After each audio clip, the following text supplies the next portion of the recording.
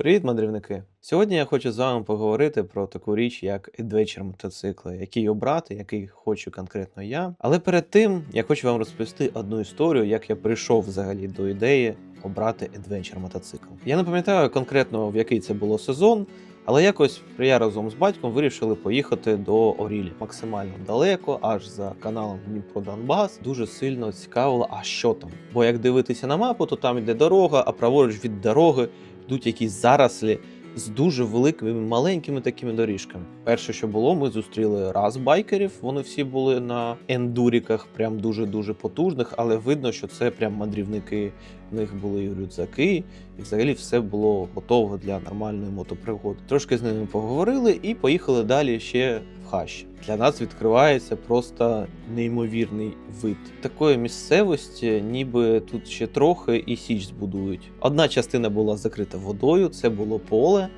і воно було скрито від очей. З дороги ти це не побачиш. Далі йшла дорога через брод. Ми до нього під'їхали, але вирішили його не переїжджати, щоб, не дай Боже, не впасти, бо все ж таки навичок було не дуже багато на той момент. Ми зупинилися на цій красі, поїли, і тут ми чуємо, як до нас їдуть байки. Давайте трошки розглянемо, а ці байкери, котрі приїхали, на яких мотоциклах вони були. Перше, це був Zontes міський мотоцикл, і це міський мотоцикл. Маленькі колеса, дуже широка шина. І я бачив, як вони мучились по бездоріжжю. Але тим не менш, людина спокійно проїхала. Якби там були якісь мінімальні ендуро-навички, я думаю, він би проїхав ще легше. Далі був чопір. У чопіра я взагалі якось особливих проблем проїзду по піску, по бездоріжжю не бачив, хоча кліренс мене, чесно кажучи, лякав. А ось чувак на Трансальпі, до речі, якщо це ти дивишся, відпишись в коментарях, може ти вже підписаний на мій канал, бо мало лі. Це був чувак, котрий мав американську зачіску, около джинсовий одяг, от максимально такий крутий алдовий байкер. Він був на Трансальпі. І він коли їхав, і я взагалі не бачив ніяких проблем з проїздом пісків, бездоріжжям, а це тому, що у нього adventure байк. Зрозуміло, на моєму байку легше не впасти, ніж в його байку.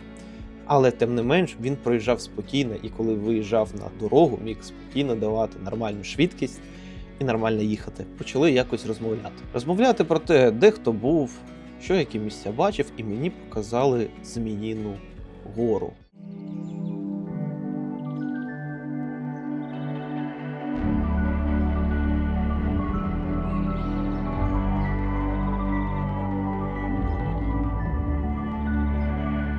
Ми вирішили туди поїхати. Але проблема в тому, що по бездоріжжю, я б міг би доїхати, але я доїхав вже глибокої ночі, тому ми вирішили поїхати через трасу. Нас трохи провели, ми взяли поїсти і поїхали на оцю Зміїну гору. Їхали ми дуже-дуже довго. Для мене це була майже вічність. Їхали ми через неймовірно жахливі дороги. Дороги з ямами. Ми попали не туди, доїхали в якусь там ділянку людей, нас звідти вигнали. Потім ми знайшли все ж таки ту дорогу, доїхали. Як же це було некомфортно на Honda XR 190 ST.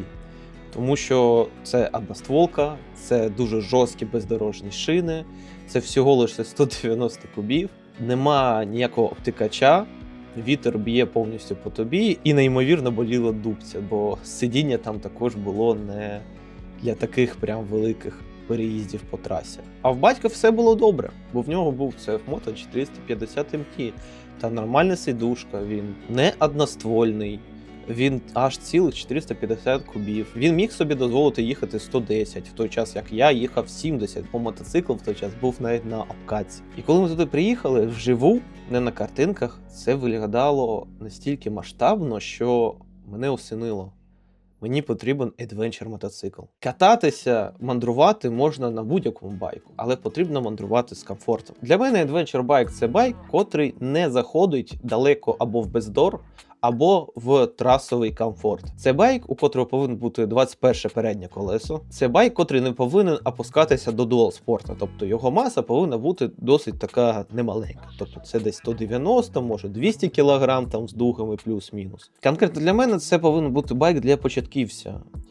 У мене тут досить великий список всіх цих мотоциклів, тому давайте відсіємо те, що точно нам не підходить, Перше, це у нас Honda CRF 300L або ж Rally. Ну, це насправді дуал-спорт мотоцикл. Він не те, щоб повноцінне ендуро, просто він по розміру, по своєму форм-фактору, він досить такий комфортний. Тобто це не хард ендуро. Але при цьому і не якийсь трасовік. Тобто, звісно, цей мотоцикл дуже-дуже чудово йде на бездоріжжя, але це насправді дуал-спорт байк. Тому я його не буду розглядати. Він занадто сильно бездоріжний. Kawasaki Versus X300. Хід підвіски 130-147 мм, клірінс 180 мм, 19 колеса, 17 заднє. Це так само, як з Honda NX, в них параметри трошки мають різницю, але дуже маленьку. Колеса і там 19-17.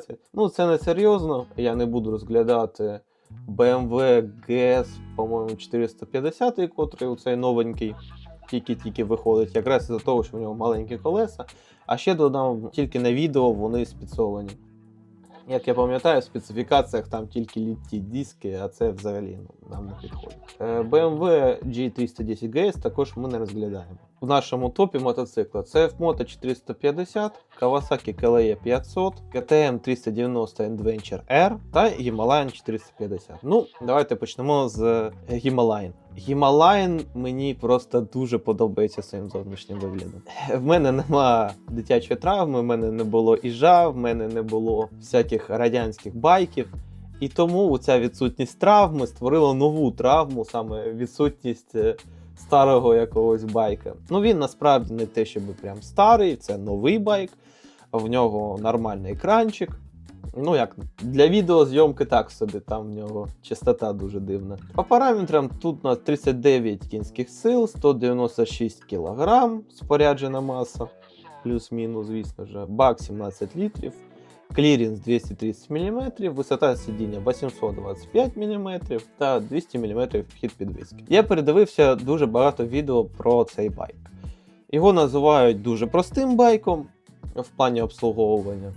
А він не має регулювань. В основному в оглядах я бачив, кажуть, що ніжки дуже низькі для оффроуда, люди бояться пошкодити собі ноги. Цей байк, він сильний на дуже сильних нізах, як людині, котра до цього не сиділа ні на дуалспорті, ніде в принципі. Він, звісно, найбезпечніший з усіх цих байків, котрі ми будемо розглядати. Цей байк насправді бере тільки своїм зовнішнім виглядом. Якщо вам подобається такий old style, цей байк, скоріш за все, для вас. KTM 390 Adventure R. Ну, в принципі, люди, котрі сіли хоча б один раз на KTM, вони, як правило, з нього не злазять. Не знаю, в чому така магія, я на KTM ніколи не катався. Це, мабуть, найбездоріжніша версія малокубатурних Adventure. Це одностволка, то на високих швидкостях це буде не дуже комфортно по трасі, будуть вібрації, але це верховий мотор в нас, потужність 45 кінських сил, 176 кг спорядженої маси, тобто він ще й такий досить легкий, але при цьому він не настільки легкий, як там CRF 300L, бак 14 літрів. Клірінс 272 мм, ну це топовий клірінс, просто неймовірний. 870 мм висота сидіння, хід підвіски 230 мм. Ну, вона, до речі, повністю регульована. Це найкраща підвіска, в принципі, серед малокубатурних мотоциклів. То все очевидно. Якщо ви дуже-дуже любите конкретно бездор, і ви є прям спортсменом, цей байк для вас. Звісно ж, він має таку КТМ-овську надійність, тобто дуже потребує дуже прискіпливого обслуговування. І начебто, якщо ви дивитесь мій канал, цей байк і для мене дуже чудово підходить. Тому що цей байк, він максимально бездоріжний, а я обожнюю бездор. Всі мої відео в основному про дуалспорт. І начебто він мені найбільше підходить. Але чому він мені конкретно не підходить, трошки пізніше. Це Moto 450 MT. Про цей байк в мене дуже багато відео. Можете зайти на плейліст. Зараз з'явиться моє останнє відео про CF Moto 450 MT. А мотоцикл — це любов. Це мотоцикл мого батька. Я на ньому катався, і це мій перший адвенчер мотоцикл. І я можу сказати, що це, ну, скоріш за все, найадвенчерний мотоцикл в принципі. Бо якщо ми зайдемо на всякі форуми, то на форумах пишуть, що цей мотоцикл відчувається як маленька Тенера. А люди, котрі переходять з маленької тенери CF Moto 450 MT на велику, пишуть, що вони не відчувають, що це прям інший байк. Вони більше відчувають, що це більша потужність. Потужність 42 кінської сили, вага, пише 185 кг, я вам так скажу, це все брехня, він стопудово бреше, скоріш за все тут 190 кг плюс-мінус, скоріш за все більше плюс, бак 17 літрів, кліренс 220 мм, висота сидіння 800-820 мм, він має майже усі регулювання на амортизаторів, окрім заднього амортизатора, там конкретно нема стиснення. Але що по тому, як я його взагалі відчув під собою, які в мене були враження, знову ж є відео на цю тему. Це дуже потужний байк, це байк, на котрому я відчув, що переднім колесом точно тормозити не можна. Він дуже красивий, він дуже такий футуристичний, він дуже жорсткий. По зрівнянню зі своїм XR 190 ST, коли ти даєш на газ, він прям тебе ніби по спині б'є. Мені він дуже-дуже сподобався. На бездоріжжя він долає якраз всі мої основні тропи, котрі мені потрібні. Мабуть, єдине місце, де для бездору він прям гірше, ніж мій 190 ST, коли ми кажемо про прям бездор. Не бездоріжні дороги, а коли там на всякі кочугури, проміж дерев в лісі, із-за того, що він тяжкий, він прям прориває землю. Плюси цього мотоцикла видно на його прямому конкуренті, тому що CF Moto 450 MT це не одноствольний мотоцикл, тобто його прямим конкурентом насправді не є Himalayan або KTM 390 Adventure. Прямий конкурент це Kawasaki KLE 500. Дуже дивний мотоцикл, тому що я можу сказати, що KTM 3090 для спортсменів, тих, хто любить бездор. Himalayan 450 для людей, котрим подобається такий олдовий стиль. Це Moto 450 MT для людей, котрі хочуть максимально такий класичний адвенчер. А от для кого Kawasaki KLE 500, я не дуже розумію. Мабуть, основний прикол цього байка, що він тут японський, з цих індуських і китайських. Що в нас тут по параметрах? Потужність 45,4 кінських сили. Він дуже потужний. Більш того, я чув отзиви, що двигун людям дуже сильно подобається. Вага 195 кг, 16 літрів. Кліренс 185 мм. Висота сидіння на CF Moto 800, на Kawasaki 870. Тобто він має найменший кліренс, при цьому має найвисоке сидіння з усього класу. Хід підвіски передня 210, задня 196 мм. І звісно, ви всі бачили це неймовірне відео, рекламне відео, котре повинно нам розрекламувати цей байк як такий офроїдний монстр. Також в нього переднє колесо 21, а заднє колесо в нього 17. Регулювань в нього немає.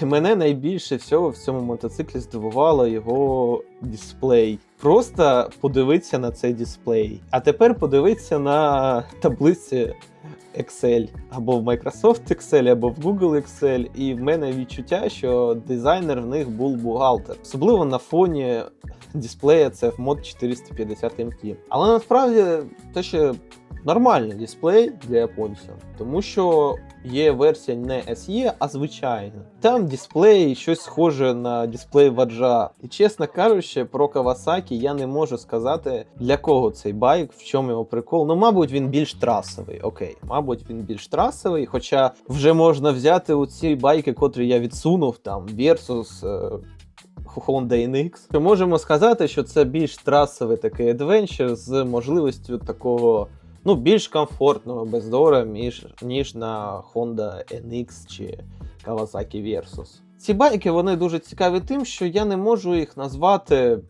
який з них найкращий, який з них найгірший. Ці байки, вони чудові для конкретного райдера. Наприклад, KTM 390 для бездора, Himalayan для зовнішнього вигляду, Kawasaki KLE більше там для трас. CF Moto 450 MT це класичний такий adventure байк, він і туди, і туди. Але я подумав і зрозумів, що якщо я хочу далі навчатися кататися на більшій кубатурі, пересісти хочу в майбутньому на більший адвенчер мотоцикл, мені потрібен саме класичний адвенчер мотоцикл, щоб передати свій досвід. Бо коли я пересів з XR 190 ST на CF Moto 450 MT, все, що я міг перенести в досвіді, це те, що на піску треба давати більше газу.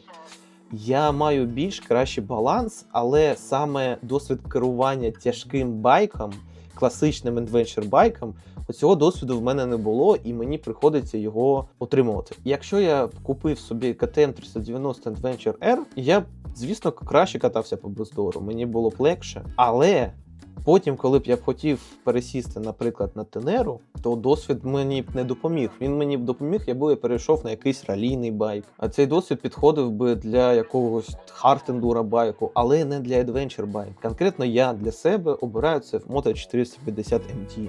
Тому що я можу передати цей досвід на більшу кубатуру байків. А який з цих байків сподобався конкретно вам? Якщо у вас взагалі немає досвіду в мотоциклах, я б на вашому місці хоча б взяв якийсь мотоцикл, можна той же самий XR150, як в мене, і спробував проїздитися і по бездору, і по трасі, щоб зрозуміти взагалі, а що ви насправді хочете. Бо то, якщо ми будемо судити за байк, як він виглядає, це насправді неправильно. Потрібно зрозуміти, що конкретно ви хочете, а потім вже думаємо за adventure bike.